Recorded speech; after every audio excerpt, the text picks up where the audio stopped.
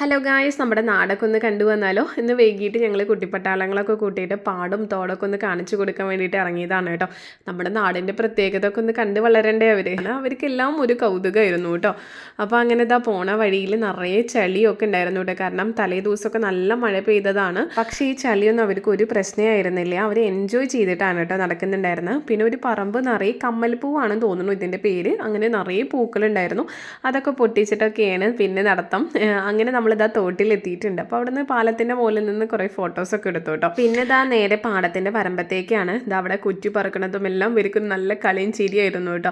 അവിടെ നിന്ന് കുറേ നേരം നിൽക്കുമ്പോഴാണ് ആബിദിക്ക വന്നത്. ഇക്ക വന്നിട്ട് കുറേ പലഹാരമൊക്കെ മേടിച്ചിട്ടാണ് വന്നത്. കുറേ നേരം നമ്മളവിടെ സ്പെൻഡ് ചെയ്തിട്ട് അവർ കളിച്ചും രസിച്ചും അങ്ങനെ ഒരുപാട് ടൈം നമ്മളവിടെ സ്പെൻഡ് ചെയ്തിട്ടുണ്ടായിരുന്നു. അതിന് ശേഷം നമ്മൾ നേരെ പാടത്തു കൂടെയാണ് വരമ്പത്ത് കൂടെയാണ് നമ്മളിതിന് നേരെ വീട്ടിലേക്ക് വരുന്നത് കേട്ടോ.